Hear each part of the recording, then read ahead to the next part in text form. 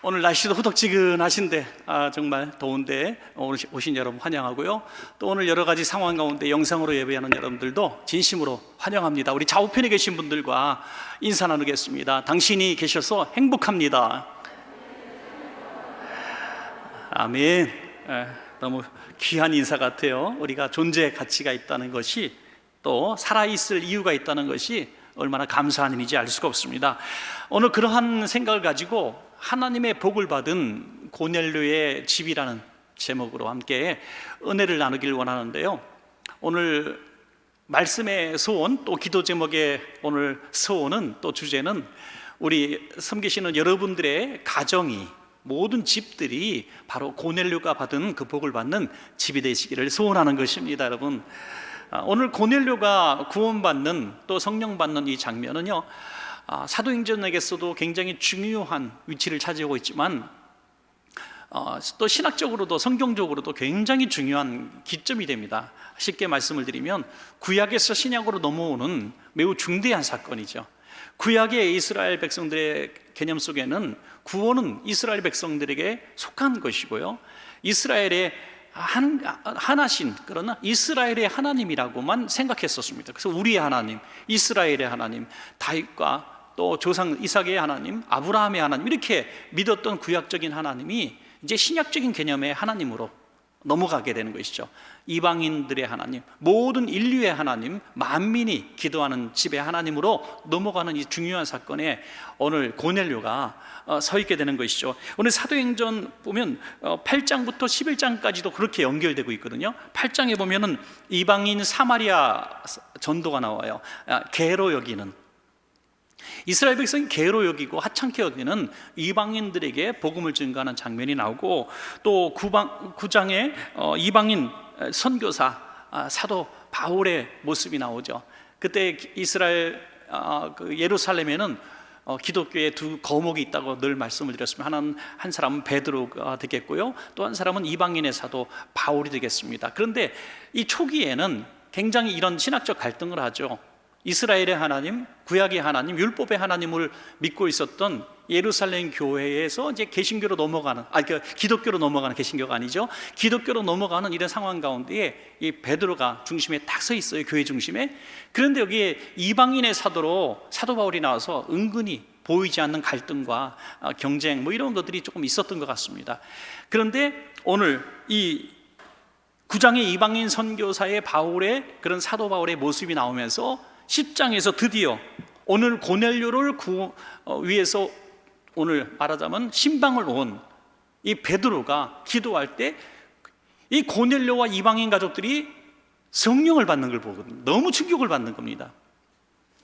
사도 바울이 옳았구나 하는 생각들을 했는 것 같습니다. 야, 사도 바울. 그래서 이방인이 성령 받는 걸 보면서 즉시로 세례를 베푸는 이런 장면이 나오고, 그래서 이방인들이 구원받는, 또 사도 바울뿐이 아니라 예루살렘 교회의 중심되었던 바로 베드로마저 이제 온 인류의 하나님으로 넘어가게 되죠. 더 감사한 것은 이제 11장에 넘어가서는 안디옥 교회가 나와요. 안디옥 교회 하면은 지금도 안디옥 교회라고 이름 붙인 수많은 교회들이 있습니다. 안디옥 교회라고 교회 이름을 붙이는 이유는 딱 하나입니다. 우리가 세계 선교를 감당하는 교회가 되겠다, 그런 목적으로 안디옥 교회라고 교회 이름을 붙이는 것이죠. 안디옥 선교회도 참 많아요. 그래서 안디옥 교회 설립이 여기서 나오는 게 되는 거죠. 자, 우리가 8장부터 11장까지 말씀을 쭉 드렸는데, 여러분 이것이 연결되지 않습니까?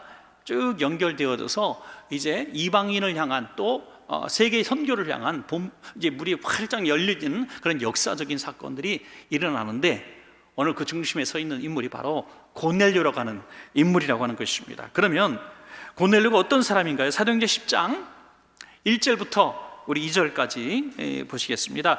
가이사랴에 고넬료라 하는 사람이 있으니 이달리아 부대라는 군대의 백부장이라. 그가 경건하여 온 집안과 더불어 하나님을 경외하며 백성을 많이 구제하고 하나님께 항상 기도하더니.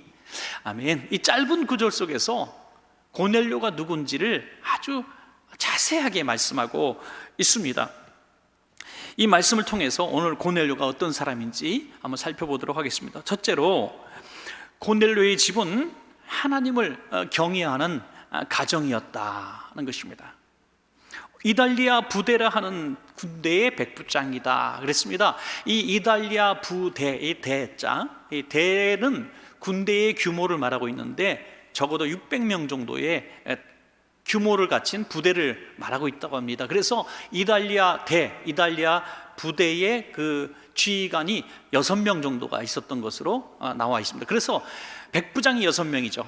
100명의 부하를 거느린 장교가 6명이 있었으니까 이 부대는 600명의 정규군이라고 할 수가 있습니다. 그러므로 굉장히 강력한 어떤 군대의 지도자라고 할 수가 있습니다. 그리고 지금 이스라엘은 로마의 식민지입니다. 식민지에 주둔한 군대의 장교입니다. 그러므로 굉장히 높은 신분이 되는 것이죠. 그런데 그가 하나님을 경외했다. 이게 놀라운 것 아니겠습니까? 식민지 백성, 그때까지만 해도 지금 이스라엘의 하나님이라고 생각했던 이런 상황 가운데 아직은 있는 것입니다. 이방인의 신이에요. 그런데 어떻게 해서 그 식민지 백성을 다스리는 이 주둔 장교가 어떻게 이스라엘 식민지 백성이나 믿는 그 하나님을 경외했을까? 그래서 이 경외가 뭘까? 여러 가지 사전적 의미를 찾아보니까 딱 맞는 표현이 하나님을 두려워했다는 것입니다. 이 이스라엘 백성들은 자신들의 죄와 연약함 때문에 비록 나라가 망하고 식민지가 되었지만 하나님에 대해서는 두려워했다는 거예요. 여러분, 이것이 오늘 우리가 간절히 소망하는 일이 되어야 됩니다. 우리는 이 시대에 교회가 많이 위축되어졌고 또 이 교회의 권위가 땅에 떨어졌다는 것을 우리는 생각하게 돼요. 전도가 정말 안 되는 때를 또 우리가 살아가게 되었습니다. 그러나 하나님은 절대로 무너지거나 하나님은 연약해지지 않습니다. 교회는 연약해지고 성도들은 부끄러운 모습을 보인다 할지라도 불신자들이, 믿지 않는 사람들이 교회를 비록 깔보고 믿는 사람들을 우습게 여기는 날이 비록 더 많이 온다고 할지라도 하나님은 하나님 되심을 보여주실 것입니다. 그래서 세상은 하나님을 두려워하게 될 거예요. 하나님을 두려워하는 그런 모습을 가지게 될 것입니다. 여러분, 그래서 그리스도인들이 당당할 수 있는 것은 우리가 의롭고 갱신되어지고 거룩한 삶을 살아서 당당한 게 아니에요. 우리가 거룩한 삶을 살고 교회가 정화되어지고 그리스도인의 삶을 정말 열심히 노력해서 위상을 올린다고 해서 교회의 권위가 올라가는 게 아니에요. 하나님은, 교회의 머리 되신 하나님은 절대로 교회가 무너지도록 두시지 않을 것입니다. 그러므로 그것을 비록 나라는 망했지만 그들의 하나님을 두려워하는 오늘 고넬료를 통해서 우리에게 보여주시는 한 모습이라고 보는 것이죠. 우리가 하나님을 두려워할 줄 알아야 한다는 것입니다. 하나님을 경외하는 가정이 되어야 된다는 것입니다. 우리가 하나님을 너무나 친근한 하나님, 가까이 계신 하나님으로 이렇게 섬기다 보니까 하나님을 쉽게 여기는 것 같아요. 조금만 전에는 초신앙을 가졌을 때만 해도 조금 하나님 앞에 범죄한 것 같고 한 주간 살면서 조금 실수한 것 같으면 두려운 마음에 하나님 나 벌 주면 어떡할까 이런 마음을 가졌었는데 신앙생활 한 30년 40년 하다 보니까 늘은 거는 깡밖에 없어가지고 하나님은 절대로 나를 사랑하시기 때문에 독생자를 주셨기 때문에 나를 절대로 때리시거나 포기하지 않으실 거야. 맞는 부분이지만 거기에 너무 우리가 익숙하다 보니까 하나님이 어루만진다는 것만 생각하는 거예요. 하나님은 때리시고 어루만진다는 거예요. 때리시고 어루만. 여전히 우리를 버리지 않으신 것도 틀림없고 또 우리를 사랑하시는 것도 틀림없지만은 징계의 매는 있다는 것입니다. 그러므로 하나님을 두려워하는 사람이 하나님의 매를 덜 맞을 수밖에 없는 것이죠. 오늘 고넬료는 주둔군의 장교이고 이스라엘 백성들을 통치하는 사람이었음에도 불구하고 하나님을 두려워했다. 하나님을 경외했다. 그래서 하나님이 보실 때 두려운 마음으로 거룩한 삶을 살려고 몸부림친 증거들이 여기서 나오죠. 제자들, 자기 종들과 부하들한테까지도 인격적으로 대하고 또 주둔 식민지 백성인 베드로를 하나님처럼 대하는 모습이 나오고요. 그리고 백성을 많이 구제하는 장면이 나와요. 이것은 이스라엘 백성이 불쌍해서가 아니라 그냥 그렇게 선행을 베풀어서 뭔가 얻으려고 하는 것이 아니라 하나님을 두려워했기 때문에 이루어진 고넬료의 삶이라고 하는 것입니다. 그래서 우리 자녀들에게 우리가 이 시대에 조금 더 가르쳐야 되는 여러 가지 덕목 중에, 신앙 중에 회복되어야 될 것은 뭐냐면, 하나님은 우리가 두려워해야 될 분이라는 것을 우리는 가르칠 필요가 있다고 믿습니다. 여러분, 어디서도 요즘 주일학교나 청년부나 대학부나 또 우리 성인들이나 새신자나 우리 어떤 중직자나 어떤 목회자 그룹이나 어디 가도 사실 우리가 치유와 회복과 용서와 너그러움에 대해서는 많이 얘기하며 은혜를 나누지만, 하나님은 너무 두려운 분이라는 사실에 대해서 우리가 크게 강조하지 않는 이런 분위기, 이런 것들을 여러분 많이 느끼실 거예요. 우리 자녀들에게도 예배 드릴 때에도, 어린 아이들에게도 하나님 무서운 분이야, 하나님은 두려운 분이야, 하나님은 어떤 세상 권력자보다 무서운 분이야, 그래서 우리가 하나님 말씀대로 잘 살아야 해, 이렇게 한번 우리가 가르친다는 것이 얼마나 귀한 것인가. 그 방법은 예배밖에 없겠죠. 예배를 귀하게 여기고, 하나님 예배를 소홀히 읽을 때 너 하나님 두려워해야 돼. 하나님 두려워하는 증거는 예배야. 예배하는 삶이야. 제가 엊그제 세미나를, 소그룹 세미나를 하나 다녀왔는데, 거기서 한 은혜 받은 부분이 있었어요. 우리 한 열댓 명 이렇게 모여서 동그랗게 서로 나누는 그런 목회자 세미나였는데, 한 목사님이 가정 예배에 대해서 얘기를 하더라고요. 가정 예배를 이제 드릴 때에 항상 자신은 목사고, 또 우리 성도들에게도 그렇게 가르쳤다는 거예요. 부모들에게 가정 예배를 잘 인도하셔야 됩니다. 어린아이들 똘망똘망한 거 놓고 어릴 때부터 예배를 인도해서 습관화시켜야 됩니다. 이런 얘기를 많이 했다는 거예요. 자기도 그랬다는 거죠. 그래서 언젠가부터 자신이 가정 예배의 예배자가 아닌 인도자가 되어 있었다는 거죠. 어린아이들에게 너 자면 안 돼, 일어나, 말씀 똑바로 읽어, 똑바로 앉아, 그러면서 예배를 인도하는 인도자가 되었지, 자신이 정말 아이들 앞에서 하나님을 예배하는 예배자의 모습을 보여주지 못했다는 것을 너무나 놀랍게 깨달았다는 거죠. 그러니까 아이들을 감독하고 관리하고 예배를 감시하고 혼내는, 그래서 예배를 두렵게 만들고 예배를 힘들게 만드는 사람이 되었다. 근데 어느 날 깨닫고 자신이 예배자로 섰다는 거예요. 그랬더니 아이들 앞에서 예배 중에 눈물이 나기도 하고요, 통곡하며 회개하기도 하고요. 그러면서 나눔의 시간을 통해서 아이들에게 아빠의 아픔을 얘기했다는 거예요. 또 어떤 성도들이 그런 얘기를 했던 간증을 하는데, 한 성도님이 이제 그래도 중견 기업에 그래도 중진 정도 됐어요. 그래서 한 월급을 400여만 원을 받았던 것 같아요. 그런데 아이들이 아빠의 삶이나 엄마의 삶에 전혀 모르고 있다는 것을 깨닫고 예배 시간에 한 번은 얘기를 했다는 거예요. 내가 얘들아, 처음으로 너희들에게 아빠의 월급을 공개하마 하면서, 아빠가 이렇게 해서 세금 떼고 어떻게 하면 400몇만 원 받는데, 이것이 받자마자 뭘로 빠지고 너희들 학원비로 빠지고 어떻게 빠지니까 아빠가 얼마 남니 계산해 보자 그랬더니 7만 원이 남더라는 거예요. 7만 원. 그래서 애들이 그때부터 인상이 시무룩해지더니 용돈 달라는 얘기를 하지 않더라는 거예요. 집안이 천국이 됐다는 거예요. 그리고 아빠를 이해하더니 다음 예배 시간에 아빠를 불쌍히 여기는 마음으로 눈물로 기도해 주는, 이거구나. 아빠나 엄마나 애들이나 하나님 앞에서는 다 어린아이구나. 우리가 같은 예배자가 되어야 되겠구나. 그런 깨달음을 가졌다는 거죠.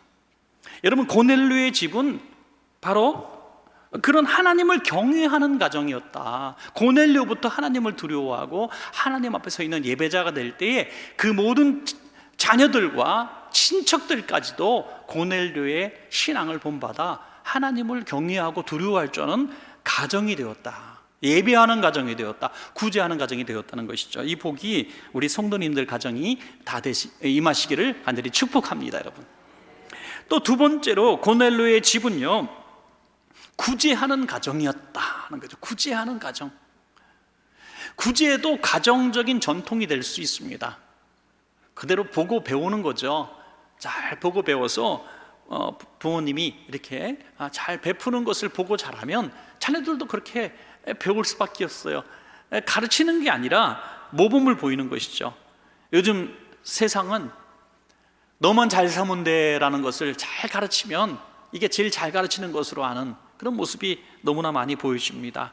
그런데 세상을 잘 사는 것은 하나님의 사랑을 나눠주는 거야 라고 가르쳐주는, 이 구제를 가르쳐주는 이 모습이 얼마나 아름다운가 하는 거죠. 한번 우리가 생각해 볼 필요가 있어요. 오늘 본문을 보면서 고넬료는 그럴 필요가 없는 사람이잖아요.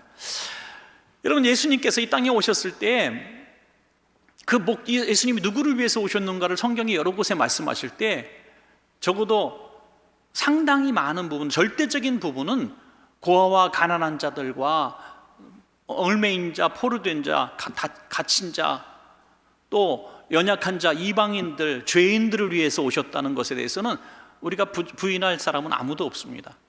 자, 그렇다면 고넬료 같은 신분의 사람, 또 점령군 군대 장교, 이런 사람은 예수님의 부름심 속에 들어갈 수 있는 범주 안에 들어가지 못한다는 거죠.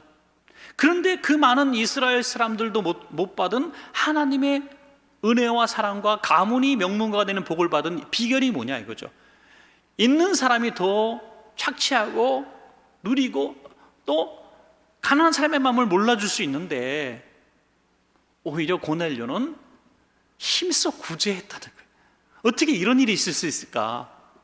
식민지 백성들에게 물질을 베풀었다는 거예요. 그 모습이 바로 그 가문에 흐르는 전통이 되어서 그 가문 전체가 복을 받을 수 있게 되었다는 것입니다. 이것은 신앙인이고 아니고가 아닌 영향을 받는 게 아니라 구제도 습관이다 하는 것을 깨닫게 돼요. 구제도 하나의 습관이다. 베풀 줄 아는 사람, 항상 베풀 줄 알아요. 제가 언젠가 드린 우스갯소리였는데 저도 들은 얘기예요. 중고등학교 때까지 굉장히 친하게 지냈던 친구가 있는데 별명이 빈대였대요. 빈대. 얘는 어디 가서 밥을 사는 법이 없고 친구들끼리 모여서 뭐 먹는 날엔 숟가락 딱 들고 나타나는데 여지없이 나타나서 먹고 그냥 간다는 거예요. 그래서 별명이 빈대예요. 집이 못 사는 것도 아니고 용돈도 없는 게 아니라 늘 그렇게 얻어먹는 것만 좋아했는데 30년쯤 지나서 동창회 했는데 그날도 빈대 노릇을 하더라 이거예요. 차는 고급차 타고 양복 먼지라는 게 입고 와서 빈대 노릇 하더라 이거예요. 친구들이 다시는 쟤 부르지 마라 이렇게 얘기한다는 거죠. 여러분, 그렇게 살아야 되겠냐 하는 거죠. 하나님의 복을 받을 수가 없다는 것입니다. 있고 없고를 떠나서 구제하는 사람을 하나님이 복 주실 수밖에 없는 이유가 있습니다. 제자들이 서로 교만해져서 대우받고 싶어서 다툴 때에 예수님이 누가복음 9장 48절에 말씀하시죠.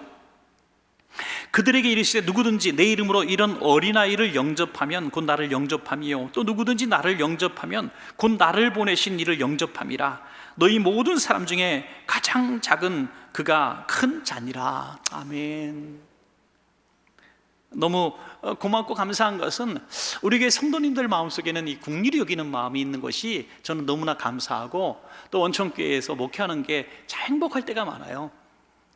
우리 성도님들은 이 좀 어려운 성도를 만나거나 정말 가슴이 저미게 만드는 그런 사연을 들으면 그날 지갑에 있는 걸 막 내놓으시더라고요. 그래서 웬만하면 여러분 지갑에 돈 넣고 다니지 마시기 바랍니다. 그냥 카드만 들고 다니시고 감동을 잘해, 그냥 감동을 잘해갖고 막 내놓으시는 거예요.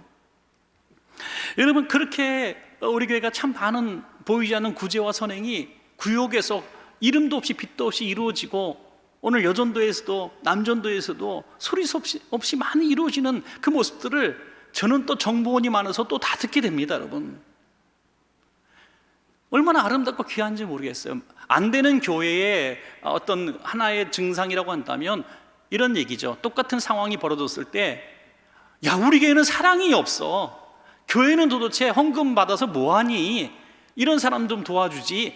이런 얘기들이 난무하고요. 되는 교회는, 사랑이 많은 교회는 들은 사람이 먼저 베풀더라고요. 이건 하나님이 나에게 주신 소명이야. 그러다 보니까 그 사랑이 그냥 스며들어가, 누구 할 것 없이 모두가 모두를 서로 끌어안고 함께 울고 함께 웃는 이런 모습들이 우리 교회 안에 많이 보여지고 있습니다. 우리 교인끼리 모였으니까 우리 교회 자랑을 하는 거예요. 지금 누가 들으면 웃기지도 않는다 할지 모르겠지만, 그러한 모습이 지금 우리 교회에 평안함을 가져온 것을 믿으시기 바랍니다, 여러분. 괜히 하나님이 우리 교회를 복 주시고 그래도 지역에서 정말 이렇게 안정된 교회로 이게 정말 어려운 시대에 건축을 하고 그 빛에 눌리지 않고 멋지게 헤쳐나가는 이런 일들이 하나님 복을 주실 만한 이유가 있으니까 복을 주시는 거지 그냥 이루어지는 일이 아니라는 거죠. 바로 누가 한두 사람이 잘해서가 아니라 우리 안에 이런 구제함이 있었다는 거예요. 저는 여기 굉장히 중요하게 여깁니다. 선교하고 구제하는 일이 멈춰지지 않으면 우리 교회는 절대로 넘어지지 않습니다, 여러분. 가정도 마찬가지입니다. 기업도 마찬가지입니다. 가정도 기업도 자녀도 선교하고 구제하는 일에 아끼지 않는 사람은 하나님이 복을 주십니다. 왜? 내가 보낸 그 어린아이를 섬길 때 나를 섬기는 것이다. 바로 강도 만난 자, 여리고로 가다가 강도 만난 자를 치료하는 이런 사마리아 사람의 그 얘기가 바로 오늘 이런 얘기가 될 수도 있는 것이죠. 잠언 11장 24절에서 25절 보니까 한번 우리가 잘 아시는 구절이지만 우리 구제에 대해서 한번 읽어보겠습니다. 시작. 흩어 구제하여도 더욱 부하게 되는 일이 있나니 과도히 아껴도 가난하게 될 뿐이라. 구제를 좋아하는 자는 풍족하여 질 것이요 남을 윤택하게 하는 자는 자기도 윤택하여 지리라. 아멘. 또 돈 얘기한다 이렇게 생각하지 마시기 바랍니다. 헌금 내라는 얘기가 아니니까요. 저는 이 영적인 부분과 육적인 부분의 중요한 연결고리가 물질에 있다고 믿습니다. 그래서 욕심의 끝은 사망이에요. 욕심의 끝은 영적 사망이라고 그랬어요. 그냥 육신의 사망이 영적 사망인 것이죠. 여러분 한번 볼까요? 우리가 서로 누군가에게 죄를 졌어요. 이 죄를 해결하는 방법이 뭐예요? 밀랑이라고 하는 영화에서 나온 것처럼 하나님 앞에만 회개하고 이 사람과 진 죄의 관계를 풀지 않으면 이건 죄사함이 아니라는 거예요. 위선이라는 거죠. 물질 관계도 마찬가지라는 거예요. 이 죄를 졌을 때 하나님 내가 죄인입니다라고 하나님 앞에 죄의 고백을 하고 이 죄에 내가 합당한 죄진 사람에 합당한 그런 사과와 화해와 이런 시도들이 있어야 되는 것처럼 그래야 내가 용서한 것처럼 나도 용서받는다는 주기도문의 내용이 이루어지는 것이죠. 물질 관계도 그렇다는 거예요. 자꾸 생활이 어려워지고 내가 베풀 게 어디 있어요? 내가 헌금 드릴 게 어디 있어요? 이렇게 말하는 사람은 평생 그렇게 가난할 수가 있다는 거예요. 오히려 하나님 나 물질이 필요하다는 사람일수록 더 많이 선교하고 구제하시라는 겁니다. 왜? 이 관계가 육적인 관계다 영적인 관계나 똑같다는 거예요. 심은 대로 거둔다는 거죠. 심은 대로. 그러므로 백부장 고넬료는 잘 될 수밖에 없는 사람이다. 더 잘 될 수밖에 없는 거예요. 여러분 국리를 여기는 자가 어떻게 받는다 그랬어요? 국리를 여김을 받는다 그랬잖아요. 국리를 여기는 자가 국리를 여김을 받는다는 거예요. 베푸는 자가 하나님으로부터 불쌍히 여김을 받아서 하나님이 물질을 주신다는 것입니다.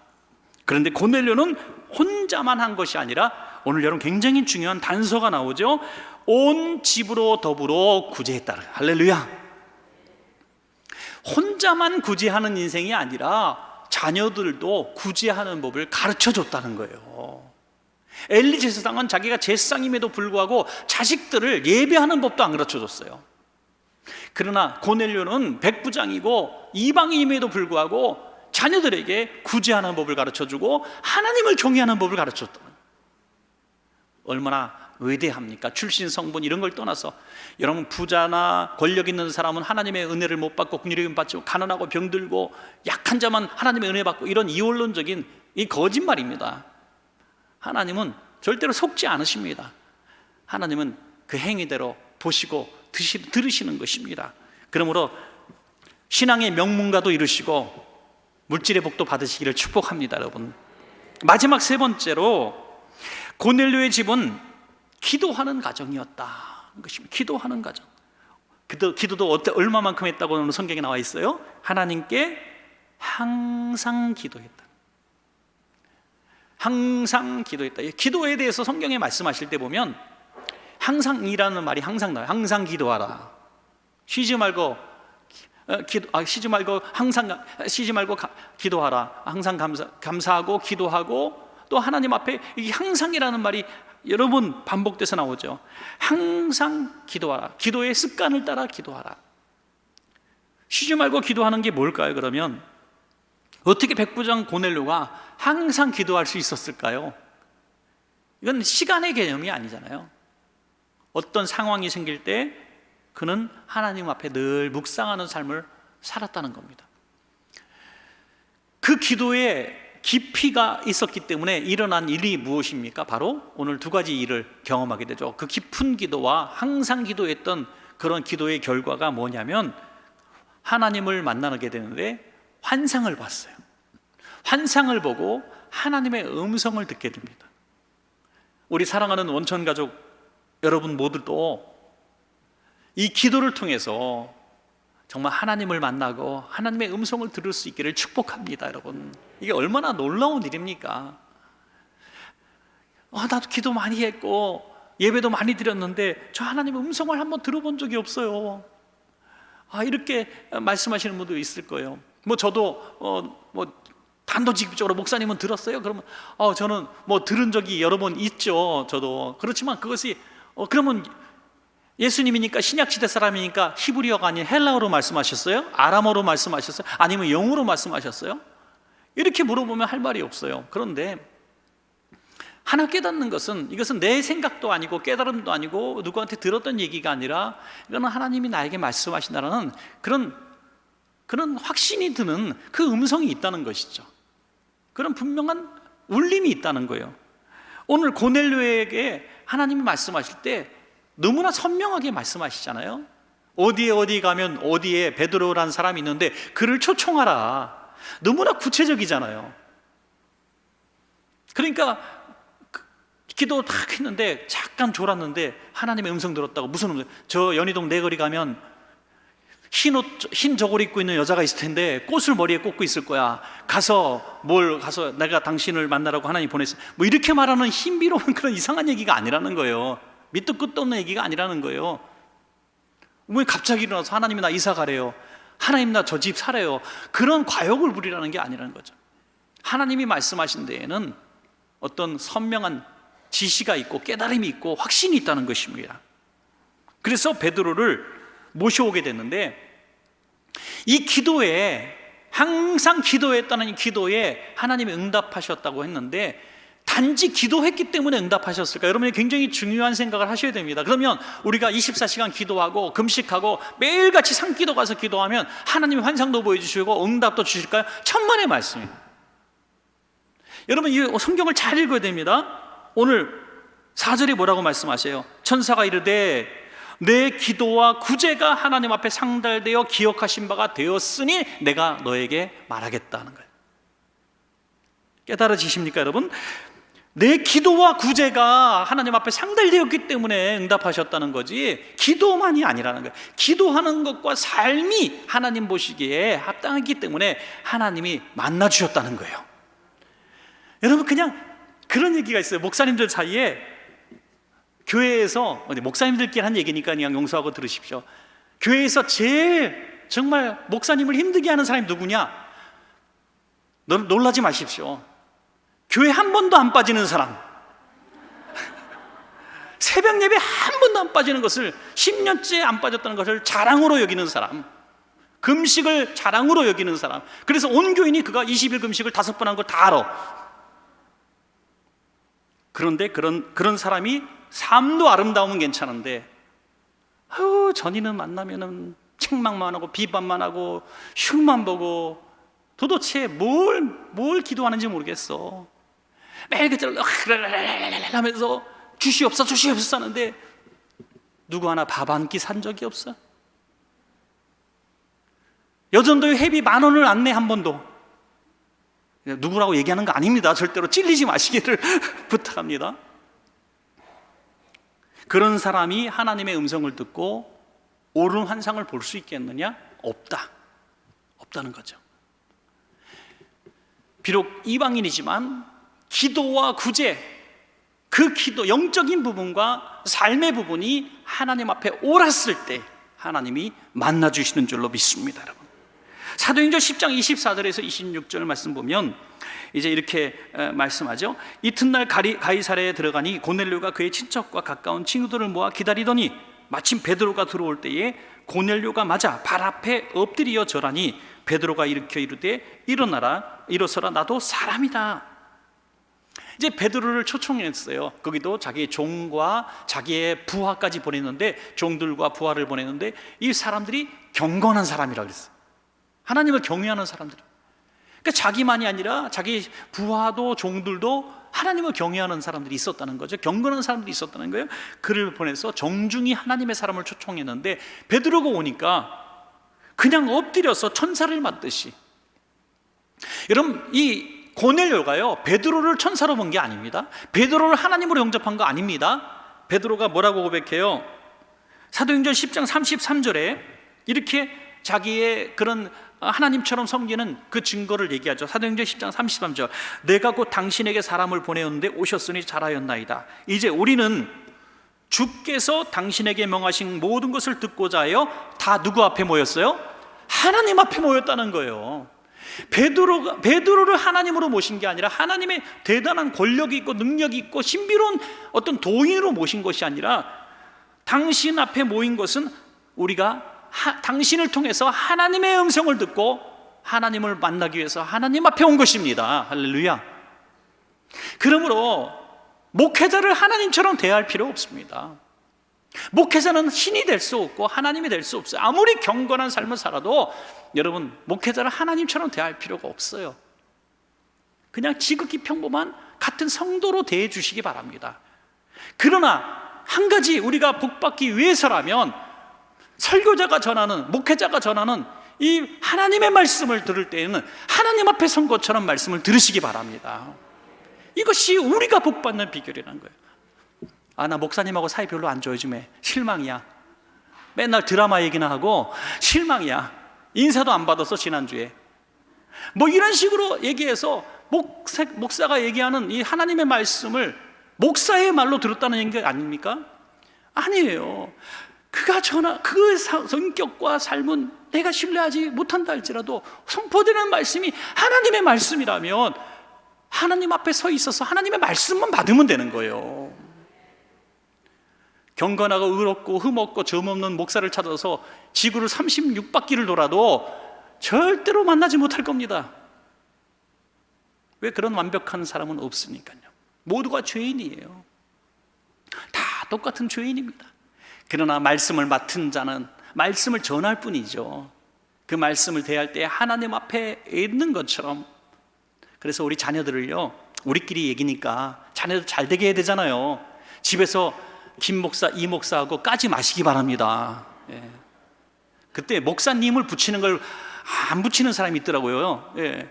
그러면 아이들이 주일학교 2학년짜리가, 초등학교 2학년짜리가 그 주에 그 엄마가 아빠가 같이 흉봤던 그 목사님한테 김 목사 그러더라고요.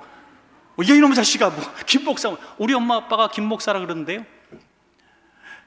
애들은요 그대로 한다니까요. 엄마 아빠가 신뢰하지 않는 목사를 애들이 어떻게 그의 말씀을 하나님 말씀으로 듣겠습니까?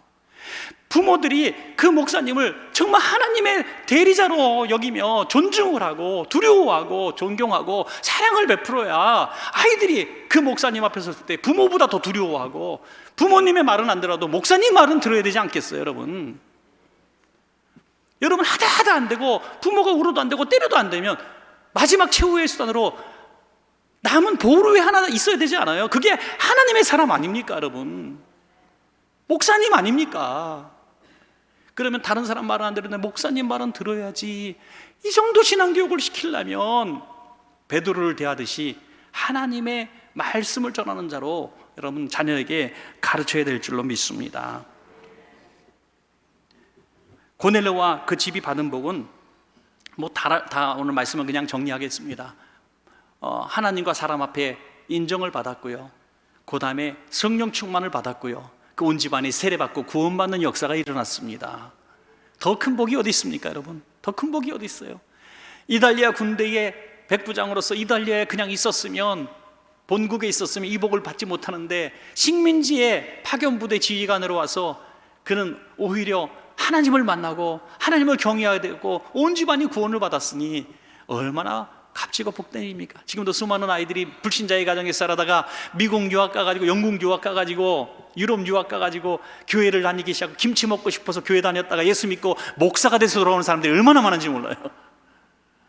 여러분, 어떠한 삶의 변화가 있어도 하나님 만나는 것이 최고의 복입니다. 오늘 사랑하는 우리 원천가족 모두 여러분의 가정과 또 자녀들이 바로 이 고넬료가 받은 복을 받는 가정 되시기를 다시 한번 축복합니다.